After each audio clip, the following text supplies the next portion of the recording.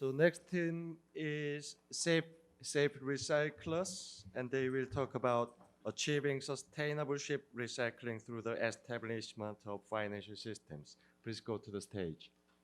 Welcome, safe We're safe recyclers. We are here to solve the problem. We're safe recyclers. We are here to change the world. Wanna make turning points. Wanna make turning points. Wanna make turning points. Turning point, that's safe recyclers.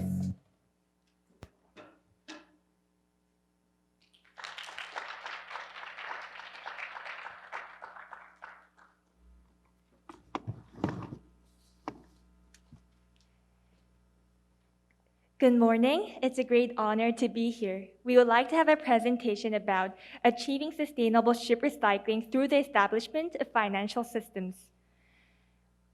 Our presentation consists of 3 parts, which are introduction of the issue, proposal for the issue, and the conclusion. Ship recycling refers to the process of recycling a ship that has reached its end of life. This includes all the associated operations, including mooring, dismantling, recovery of materials, and reprocessing the ship. Ship recycling is a way to expand the use of circular resources by re-resourcing end-of-life ships. End-of-life ships are vital for the construction industry in regions which lack resources such as aluminum and steel. By recycling ships and not extracting and processing these materials directly from the earth, air and water pollution can be minimized along with the GHG emissions. Therefore, ship recycling can be considered as a method of sustainable development. However, more often than not, this has not been the case. There are many issues with the ship's dismantling phase. First off, ship dismantling is a dangerous business that threatens the life of its workers.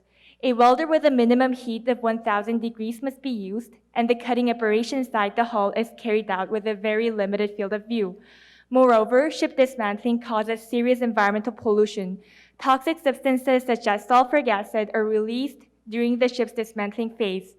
With a large portion of these materials flowing directly into the sea, the ecosystem, along with the health of workers, are seriously being threatened. Due to concerns over problems arising from the dismantling of ships, the IMO has held the Hong Kong International Convention for the Safe and Sound Ship Recycling in May 2009. This was meaningful in that the government has taken steps to make sure that the ships are recycled under sufficient precautions. However, the convention's entry into force is seriously being delayed. Workers are still exposed to dangerous conditions as many countries have financial difficulties in implementing the standard methods of ship recycling. In addition, 85% of the ship dismantling work is being done in substandard ship recycling yards. Since ship owners want to sell EOL ships at the highest price, the demand for substandard ship recycling yards is also becoming higher, and unsafe ship recycling is becoming an inexorable process.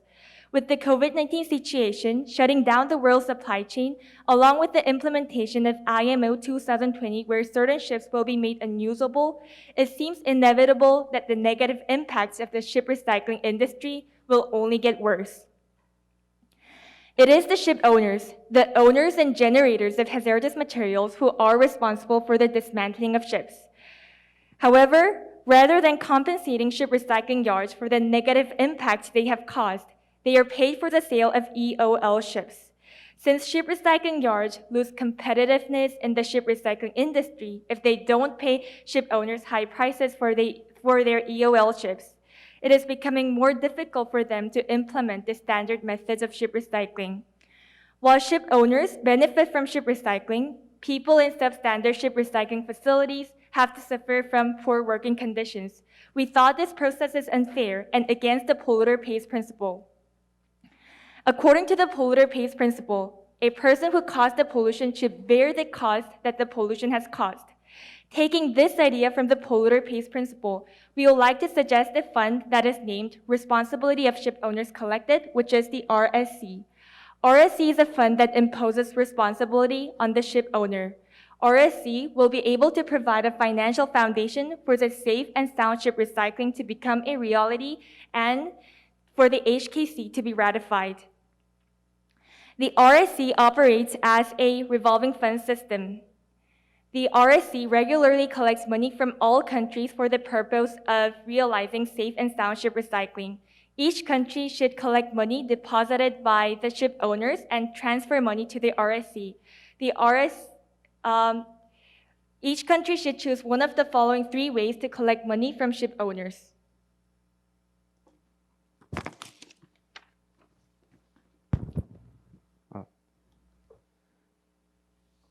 Now, the first option is to make ship owners pay a percentage of the ship's price as a recycling fee when they buy a ship. This is in line with the automatic recycling law, which has been implemented in Japan since 2005. Under the law, car owners are required to pay a certain percentage of the recycling fee when they purchase a car. This recycling fee is then deposited in the Japan Automated Recycling Promotion Center, also known as the JARC, and is used to effectively monitor the automatic recycling system. The second option is to charge the ship owner with a recycling fee when the ship owner decides to scrap the ship. This is in line with the system of charging fee for large-scale waste in Korea. People who want to discharge large-scale waste must pay a fee after notifying the district office that it will be disposed of. This fee is then used to prevent indiscriminate discharge of recyclable resources and to solve environmental problems, as well as the shortage of manpower in the waste disposal industry in Korea.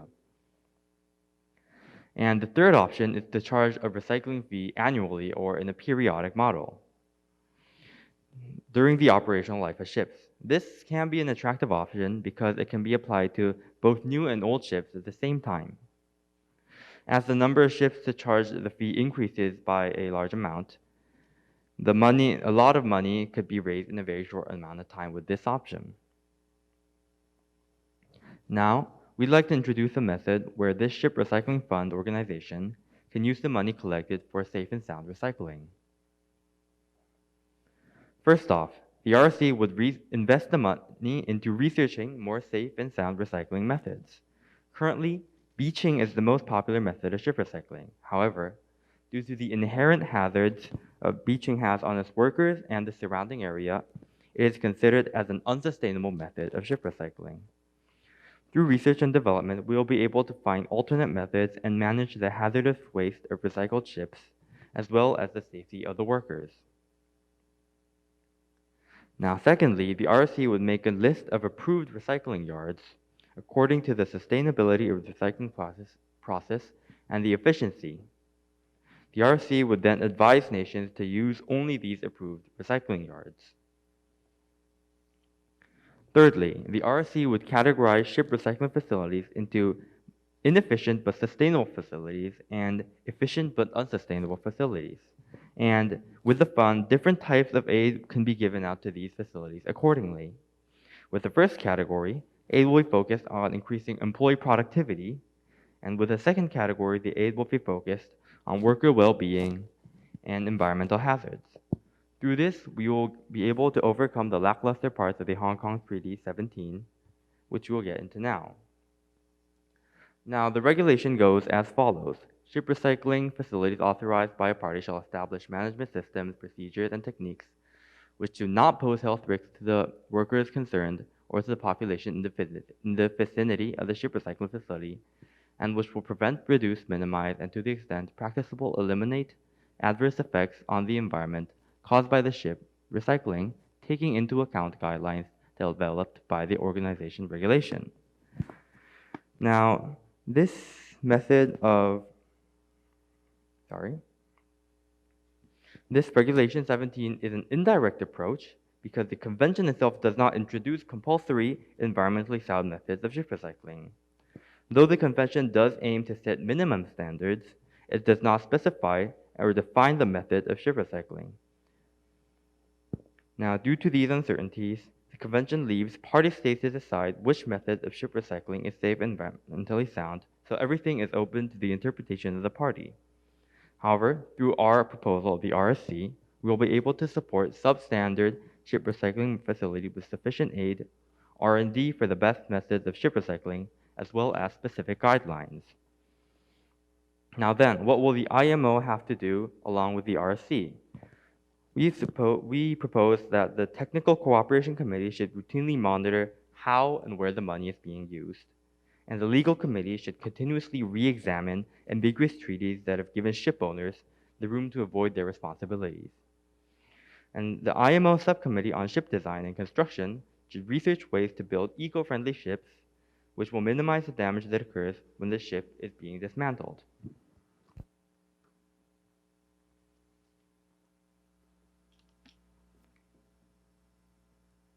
Apart from the facility mentioned above, each country has a deposit refund system. This is in line with the system in Sweden where the recycling fee paid by car owners is saved as a deposit in the vehicle disposal fund and is returned to car owners when they close car registration for eco-friendly recycling. We suggest such a deposit refund system be applied to ships. The system works as follows. Every year, ship owners pay a quota that will be deposited in the ship disposal funds of each country. The quota is decided by measuring the weight, age, and hazards of the ship. When it is time for ship owners to dismantle their ships, they can get their money back only if they recycle in a facility designated by the RSC. However, if they don't, they cannot get money back, and any unrefunded money will be sent to the RSC to support safe recycling facilities. To sum up our idea, the RSC collects money collected by countries at the stage where ship owners buy ships, decide to dismantle ships, or operate ships. It can also collect money for ships that fail to comply with deposit refund policy run by each country. This will be a commitment to IMO's SD1 to improve implementation. The implementation of RSC is meaningful in that it can accelerate the ratification of Hong Kong Convention. The main reason the Hong Kong Convention has not been effective to this day is that ship owners were not given a clear duty, and all the responsibilities surrounding ship dismantling were passed until the ship recycling yards, which didn't have sufficient financial resources. By internalizing the negative externalities of ship dismantling, the RSC will be the background for the realization of Hong Kong Convention and will lay the foundation for a sufficient financial foundation. However, the IMO could face difficulties in implementing the RSC due to ship owners' rejections. Ship owners would not be willing to conform to RSC because they should make payments such as the recycling fee and annual payment for the ship disposal fund. Moreover, the fact that they are no longer able to make money by selling ships may aggravate the antipathy toward the RSC. To overcome this issue, the III Committee should let ship owners realize that paying for the revolving fund system stands to reason, emphasizing the polluter pays principle. Also, the Technical Cooperation Committee should set the fee for the revolving fund system to the amount that ship owners do not feel too burdened. And this could be achieved through enough discussion with ship owners. Second, if the amount of money one could make by selling ship in an unsafe ship recycling facility is bigger than the amount one could get as a refund from the deposit refund system, ship owners would use unsafe ship recycling facility, choosing not to get a refund. This could prevent deposit refund system from operating properly. Therefore, the amount of money that will be refunded to ship owners has to take into account that using substandard shipping yard should not be more attractive. This should be considered, especially at the early stage of the policy when there are leftovers of unsafe ship recycling facilities. We assume that applying the model is more than possible because the model of fund we suggest is already adopted in some fields. By introducing RSC, we will be able to take an interest in the life and environment of marginalized workers and solve environmental and health issues of ship recycling business. Thank you for your kind attention.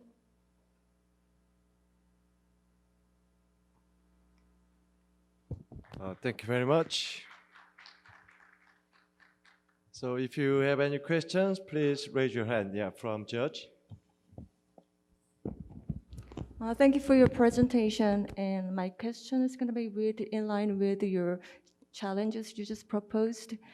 I think that system should be set in place, then every member country should follow the rule.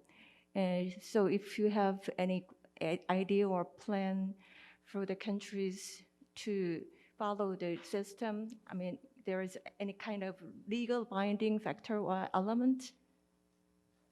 Or so every kind can kind of make it compulsory for the member state to follow?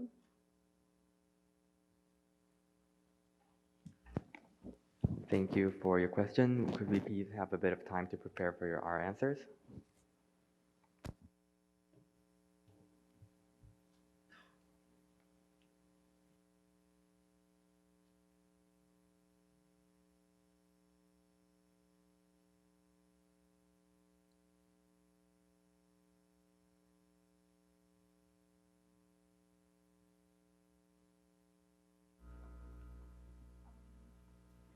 So basically, each country should make a policy. The TC, the technical cooperation, should make sure that each country has a compulsory legal system that imposes responsibility on the ship owners. For instance, we mentioned about the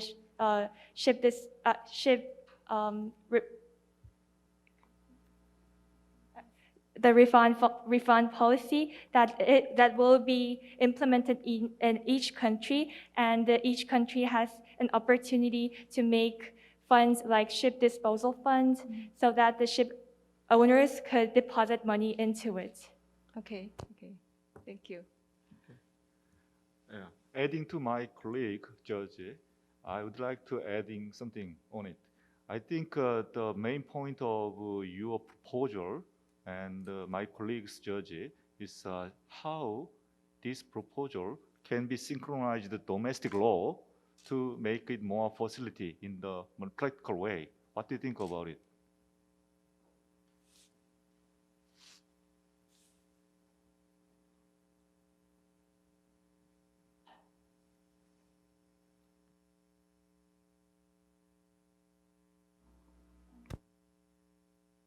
So do you mean how can we synchronize the policy of each country? So we mentioned about the IMO's legal committee. Yeah. So IMO's legal committee should make the law and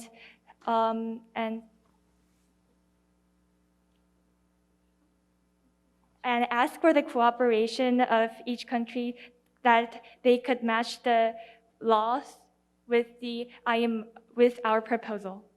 Yeah. I think strategic, make the plan of the strategic is not the simple way. So I think encouraging the member state to make their domestic law to make it more simplified and more practical way to facilitate your proposal. Thank you. However, we thought our proposal would be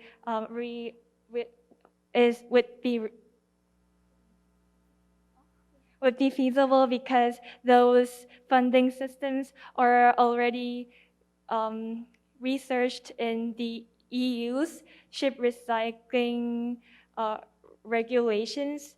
The EU ship recycling regulations has set the facilities that the ship owners could use and have set the fund and make ship owners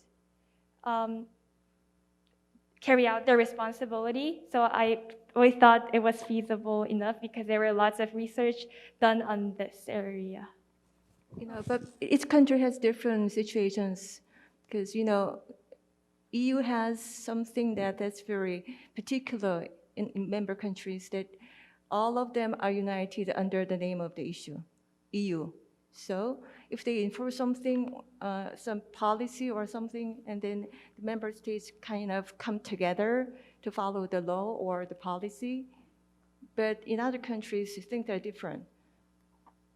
So in that case, that's the feasibility matter comes up.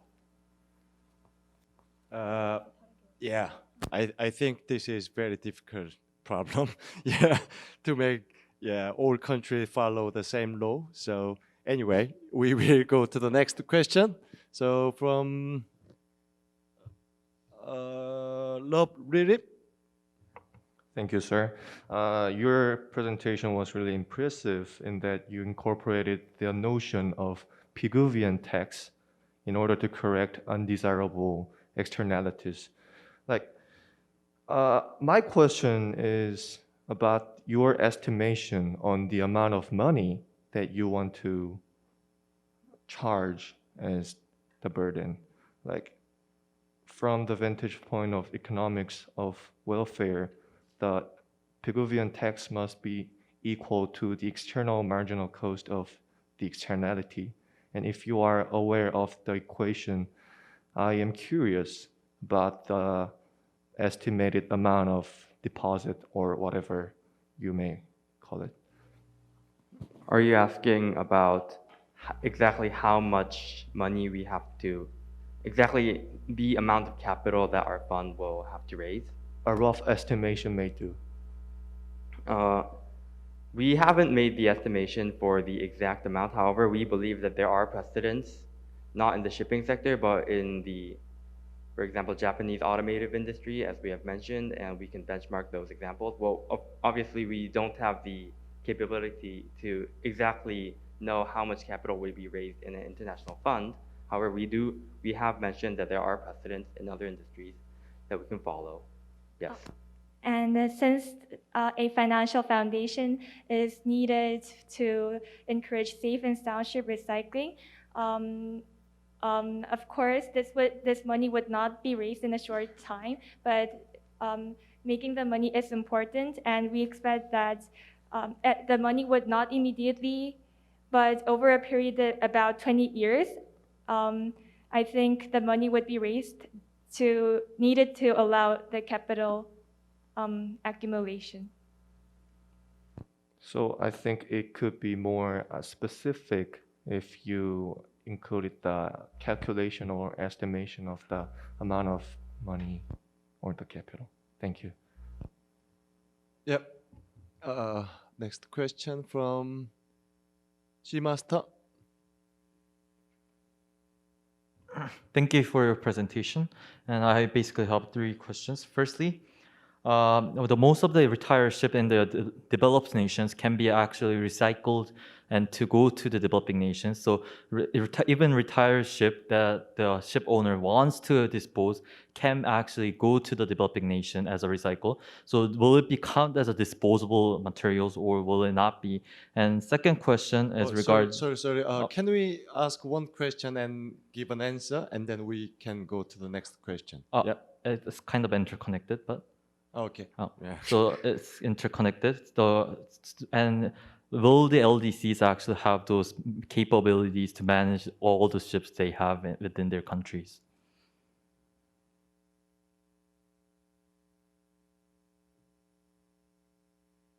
Could you reiterate on your first question one more time? So basically, the retired ship in the developed nations can... developed nations? Developed nations, OECDs, can be actually recycled to go to the developing nation, but those ships are actually ships that were what the ship owner wants to dispose. So will it be counted as a disposable or will it be another issue? Yes, in fact, most of the ships from developing nations do go to developed nations, go to developing nations such as Bangladesh, and yes, those will be counted as disposable things. And on the capabilities, we do believe that with the precedent set in, say, the EU, and because the developing nations have an incentive to make sure that the polluter, in this case the ship owners, pay their fair share of their pollution, the developing nations will have the capabilities and the incentive to enforce these actions. Thank you. Thank you.